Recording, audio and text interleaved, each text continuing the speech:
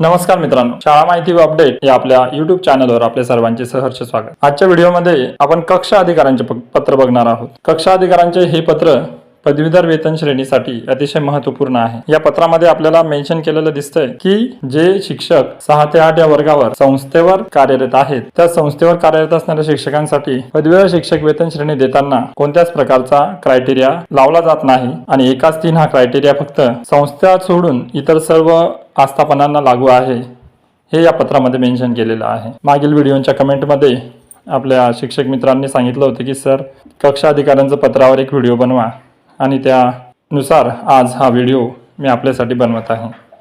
चला तर मग व्हिडिओला सुरुवात करूया आणि पत्रात नेमकं काय म्हटलेलं आहे ते जाणून घेऊया। व्हिडिओ आवडला, व्हिडिओतली माहिती आवडली आणि व्हिडिओतली माहिती आपणासाठी मदतीची ठरली आपल्या संदर्भासाठी तर व्हिडिओला लाईक करा, व्हिडिओला हाईप करा, चॅनलला सबस्क्राईब करा।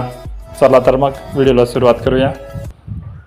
हे पत्र आहे 13/2/2023 13/2/2023 रोजी कक्षा अधिकारी रोहिणी किरवे यांनी हे पत्र काढलेलं आहे। प्रति शिक्षण संचालक प्राथमिक यांच्यासाठी हे पत्र शिक्षण संचालनालय पुणे। आता विषय काय आहे तो बघूया।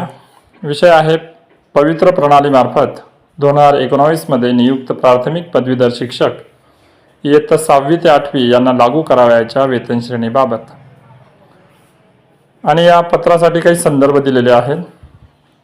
समक्रमांकाचे शासनपत्र 22/11/2022 एक पत्र आहे आणि त्यानंतर 27/1/2023 एक पत्र आहे। असे 2 पत्रांचा संदर्भ दिलेला आहे। आता आपण पत्र बघूया काय म्हटलेलं आहे या पत्रामध्ये।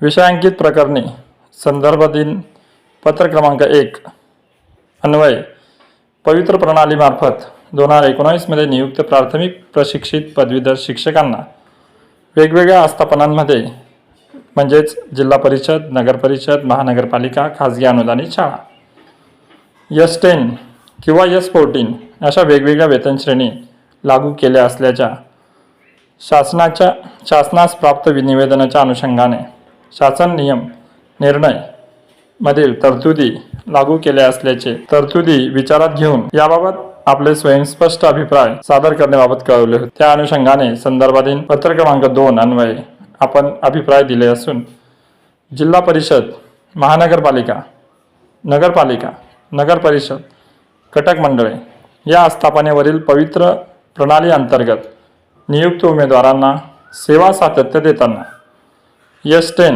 म्हणजेच 29,200, 92,300 या वेतन श्रेणीत सेवा सातत्य देता येईल। तसेच खाजगी व्यवस्थापनाच्या शाळेमध्ये नियुक्त प्रवर्गानुसार वेतन श्रेणी देय ठरेल असे अभिप्राय दिले आहेत। बघा या पत्राचा सर्वात महत्त्वपूर्ण भाग हा इथंच आपल्याला दिसत आहे, जे की मी बऱ्याच दिवसापासून तुम्हाला सांगत आहे की जर तुम्ही संस्थेवर कार्यरत असाल तर तुम्हाला ज्या दिनांकापासून तुम्ही संस्थेवर कार्यरत होतात नियुक्ती मिळते त्या दिनांकापासून तुम्हाला पदवीधर वेतन श्रेणी मिळायला हवी आणि मिळते का तर बघा या पॅरेग्राफमध्ये आपण पुन्हा एकदा पॅरेग्राफ वाचू आणि समजून घेण्याचा प्रयत्न करूया। तिथं म्हटलेलं आहे त्या अनुषंगाने संदर्भधीन पत्र क्रमांक 2 अन्वये आपण अभिप्राय दिले असून जिल्हा परिषद, महानगरपालिका, नगरपालिका, नगर परिषद, कटक मंडळे या गोष्टींवर आपण जिल्हा परिषद, महानगरपालिका, नगरपालिका, नगर परिषद आणि कटक मंडळे या सर्व आस्थापनांमध्ये पवित्र प्रणाली अंतर्गत नियुक्त उमेदवारांना सेवा सातत्य देताना S10 या वेतन श्रेणीत सेवा सातत्य देता येईल। पदवीधर शिक्षक जरी असेल परंतु जर या सर्व आस्थापनांवर कार्यरत असेल तर S10 ही वेतन श्रेणी देता येईल।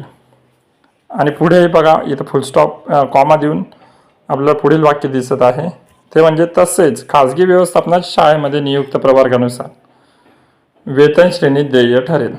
आता प्रवर्ग आहे पदवीधर शिक्षक आणि पदवीधर शिक्षकाला वेतन श्रेणी असते S14 ची, जी वेतन श्रेणी खाजगी व्यवस्थापन फक्त यांना देय ठरेल असं या पत्रामध्ये अभिप्राय दिलेला दिसत आहे।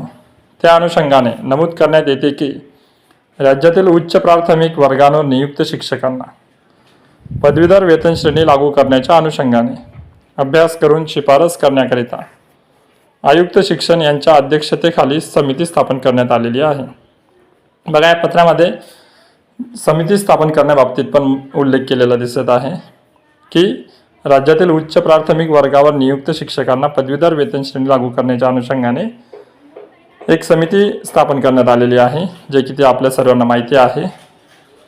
आणि सद्यस्थितीत 6वी ते 8वीच्या वर्गावरील पदवीधर प्राथमिक शिक्षकांना देय असलेल्या वेतन श्रेणीबाबत शासन परिपत्रक 13/10/2016 अन्वये निर्गमित केलेल्या सूचना लागू आहेत. त्यानुसार उच्च प्राथमिक स्तरावर पदवीधर शिक्षकांची विषय संवर्गाने आहे विज्ञान, भाषा आणि सामाजिक शास्त्र. सेवा ज्येष्ठता यादीनुसार फक्त एकास 3 सेवाज्येष्ठ शिक्षकांनाच पदवीधर वेतन श्रेणी लागू राहील.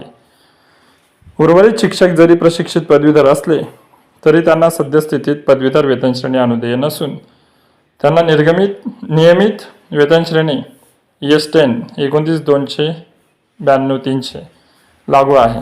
सबब 6वी ते 8वी उच्च प्राथमिक स्तरावर पवित्र प्रणाली मार्फत नियुक्त शिक्षकांना सद्यस्थितीत शासन परिपत्रक 13/10/2016 मधील तरतुदी लागू असून सदर शिक्षकांच्या वेतन श्रेणीबाबत त्यानुसार कार्यवाही करण्यात यावी.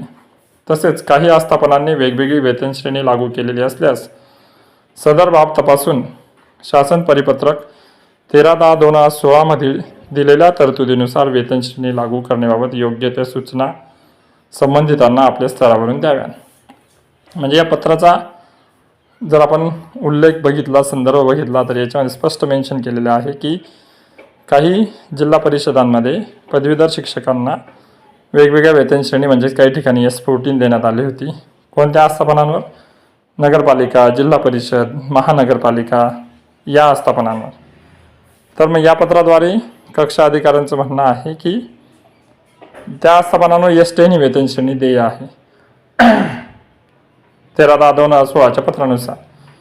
आणि खाजगी व्यवस्थापनाच्या जर शाळावर नियुक्ती असेल तर त्यांना वेतन श्रेणी जी त्या प्रवर्गानुसार योग्य आहे ती देणे.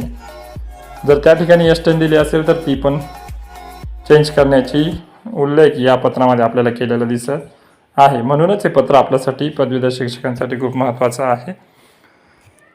आणि या पत्राच्या अनुषंगाने आपण लक्षात घेऊ शकतो की खाजगी व्यवस्थापनाच्या शाळांवर S10 वेतन श्रेणी न देता S14 वेतन श्रेणी नियुक्ती झालेल्या दिनांकापासून मिळायला हवी.